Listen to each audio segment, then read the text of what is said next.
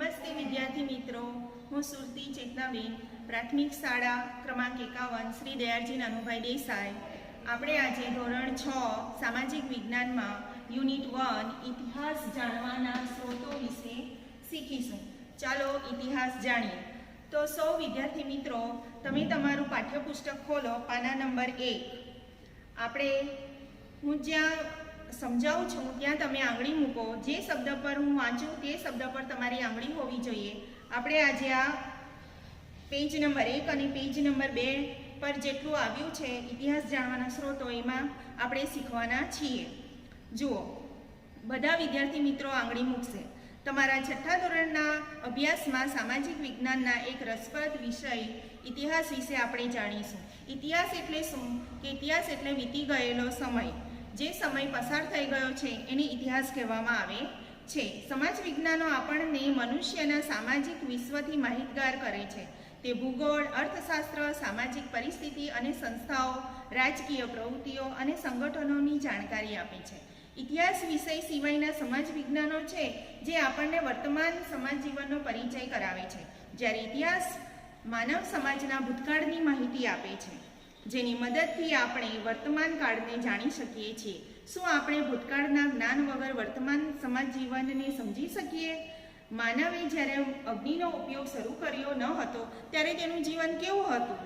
તમે એ બાબતની કલ્પના કરો કે માનવી ખેતીવાડી, રસ્તા, વાહન વ્યવહાર, મકાનો વગેરે સાથે કેવી રીતે રહેતો હશે. ઇતિહાસ આપણને માનવ જીવનના આવા વિવિધ રસપ્રદ પાસાઓ વિશે જાણકારી આપે છે.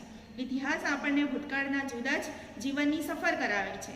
એક યુગમાંથી બીજા યુગમાં, ત્રીજા અને અનેક યુગોના માનવ જીવનના રીતિ રિવાજો, માન્યતાઓ, તેમનો ખોરાક, પોશાક વિશે માહિતી આપે છે.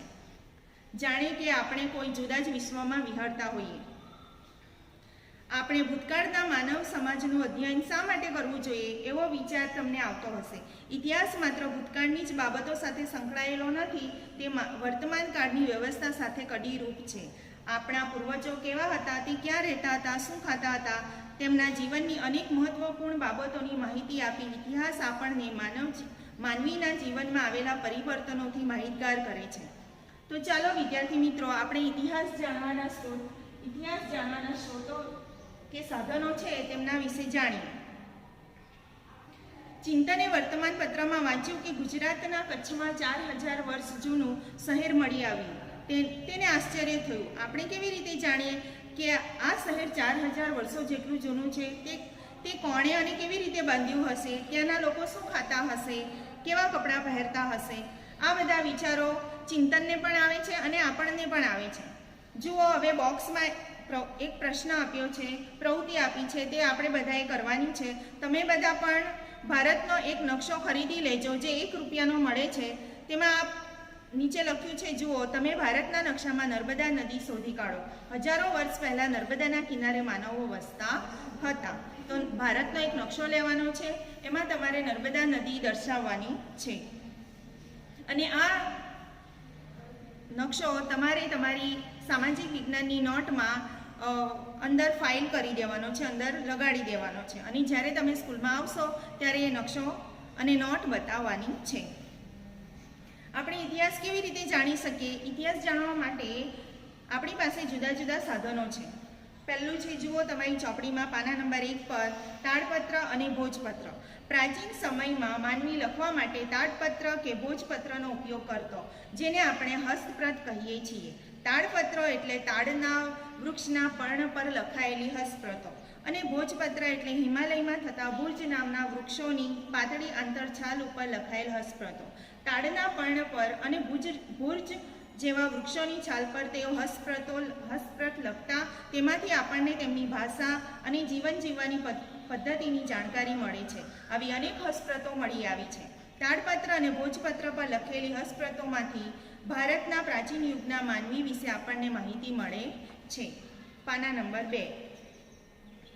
જુઓ, ચોપડીમાં આવા જે ભોજપત્રો અને તાડપત્રો છે તેમના ચિત્રો આપેલા છે, તે તમે ધ્યાનથી જુઓ. આવી હસ્તપ્રતો મંદિરો અને મઠોમાં સચવાયેલી છે. તેમાં સંસ્કૃત, પ્રાકૃત અને તમિલ ભાષામાં લખાણો મળે છે. કવિતા, નાટકો, વાર્તાઓ અને મહાકાવ્યો પણ તાડપત્ર અને ભોજપત્ર પર મળી આવ્યા છે. તે પોથી સ્વરૂપે સચવાયેલા છે, જેમાં ધાર્મિક રીત રિવાજો, સામાજિક માન્યતાઓ, રાજાઓની જીવનશૈલી, વિજ્ઞાન, શિક્ષણ, દવાઓ, પ્રાણીઓ વિશે મોટા પ્રમાણમાં માહિતી મળે છે. ચાલો તો હવે ઇતિહાસ જાણવાના સ્ત્રોતો જે તાડપત્ર અને ભોજપત્ર વિશે આપણે શીખી ગયા, તેમાં કેટલાક પ્રશ્નો છે તે તમે તમારી એસએસની નોટબુક ખોલો અને એમાં લખી લો, જે તમારું સ્વાધ્યાય કાર્ય છે.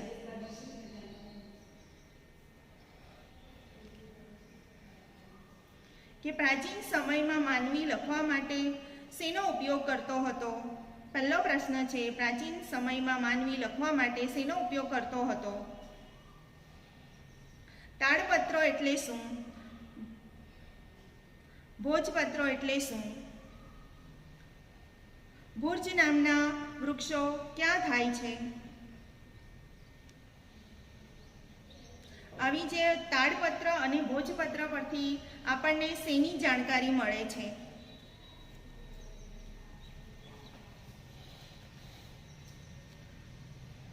આવા તાડપત્રો અને ભોજપત્રો ક્યાં સચવાયેલા છે? આ તાડપત્રો અને ભોજપત્ર પર કઈ ભાષામાં લખાણો લખવામાં આવ્યા છે?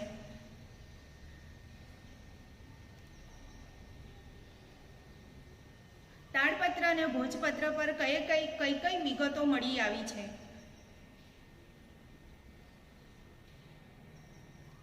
તે ઉપરાંત તાડપત્ર અને ભોજપત્ર પરથી તે સમયનો સમાજ જીવનનું શેની માહિતી મળે છે? આ જે પ્રશ્નો છે તે તમારે તમારી નોટમાં લખવાના અને એના જવાબ પણ લખવાના. ચાલો હવે ઇતિહાસ જાણવાના જે સ્ત્રોતો છે એમાંથી બીજું છે અભિલેખો. શિલાઓ અને પથ્થરો પર કોતરેલા કે લખેલા લેખ અભિલેખ કહેવાય. આપણે અભિલેખમાંથી ઇતિહાસ જાણી શકીએ. ઘણીવાર તે ધાતુઓ પર પણ મળી આવે છે. રાજાઓ પોતાના આદેશો શિલાઓ પર કોતરાવી પ્રજા સાથે સંવાદ કરતા હતા. પ્રાચીન ભારતના અનેક રાજાઓ અને રાણીઓ તેમના રાજ્ય, વિજય, ધર્મ અને સંસ્કૃતિની માહિતી આવા અભિલેખો પર અંકિત કરાવતા હતા. આવા શિલાલેખો અને અભિલેખો પર લખાયેલા લખાણો લાંબા સમય સુધી ટકી રહે છે. આવા અશોકના શિલાલેખો ખૂબ જ જાણીતા છે. ચાલો હવે લખો પ્રશ્ન કે અભિલેખો. તમારી નોટબુક લો અને એમાં પ્રશ્ન લખો કે અભિલેખ એટલે શું?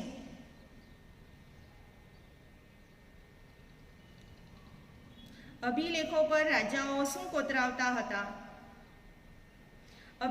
અભિલેખો પરથી રાજાઓની અન્ય કઈ માહિતીઓની જાણકારી મળે છે?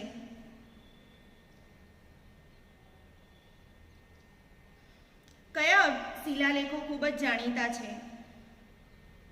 આ પ્રશ્નો તમે તમારી નોટબુકમાં લખો અને પછી એના જવાબ પણ લખો. હવે આપણે ઇતિહાસ જાણવાના સ્ત્રોતોમાં એના પછી છે તામ્રપત્રો. તો હું જ્યાં વાંચ્યું ત્યાં તે શબ્દ ઉપર આંગળી મૂકો. તાંબાના પતરા ઉપર કોતરીને લખવામાં આવતા લખાણ એટલે તામ્રપત્ર. અનેક રાજાઓએ પોતાના વહીવટતંત્ર અને દાનની માહિતી તામ્રપત્રો ઉપર કોતરાવી છે. ગુજરાતમાં આવા તામ્રપત્રો મોટી સંખ્યામાં મળી આવ્યા છે, જેમાંથી રાજાના નામ, તેના ધર્મ, વહીવટતંત્ર અને દાન ધર્મની વિગતો મળે છે. આવા તામ્રપત્રો પાટણ હેમચંદ્રાચાર્ય લાઇબ્રેરી, જે ઉત્તર ગુજરાતમાં છે, અમદાવાદની LD institute of indology, Navrangpura, ભોજે અધ્યયન અને સંશોધન વિદ્યાભવન, અમદાવાદ, શ્રી મહાવીર જૈન આરાધના કેન્દ્ર, કોબા, ગાંધીનગરમાં સચવાયેલા છે. હવે આ તામ્રપત્ર આપણે શીખી ગયા. એના કેટલાક પ્રશ્નો છે તે તમે તમારી નોટમાં લખી લો કે તામ્રપત્ર એટલે શું? તામ્રપત્ર ઉપરથી જે તે સમયના રાજાઓની કઈ માહિતીઓ મળે છે? તામ્રપત્ર ઉપરથી જે તે સમયના પ્રાચીન સમયના રાજાઓની કઈ વિગતો કે માહિતી મળે છે? આવા તામ્રપત્રો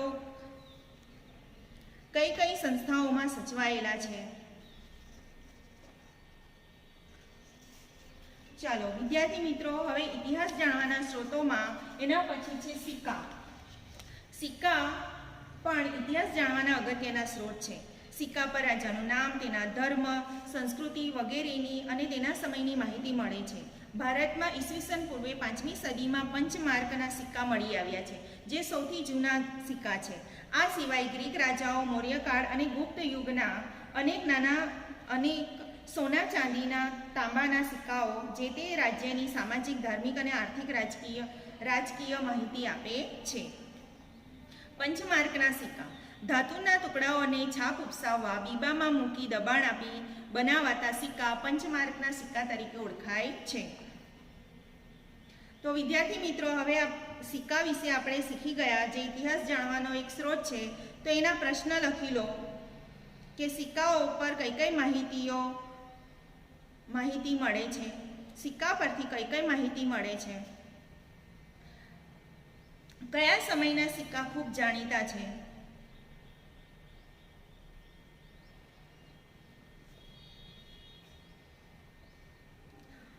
તો વિદ્યાર્થી મિત્રો, આજે આપણે સામાજિક વિજ્ઞાનમાં પેજ નંબર 1 અને પેજ નંબર 2 પર આવતા ઇતિહાસ જાણવાના સ્ત્રોતો છે, તે 4 સ્ત્રોતો વિશે આપણે શીખ્યા. તમારે તમારી સામાજિક વિજ્ઞાનની એક નોટ બનાવવાની, એમાં 1 રૂપિયાનો ભારતનો નકશો ખરીદવાનો, એમાં નર્મદા નદી બતાવવાની અને એ નકશો તમારે તમારી સામાજિક વિજ્ઞાનની નોટમાં પાછળ એટેચ કરી દેવાનો. અને જે પ્રશ્નો હું બોલી છું એ પ્રશ્નો તમારે લખવાના અને એના જવાબ પણ લખવાના. અને જ્યારે તમે સ્કૂલમાં આવશો ત્યારે એ ટીચરને બતાવવાના, મને બતાવવાના, ટીચરને બતાવવાના અને સાઇન કરાવવાનું. આભાર.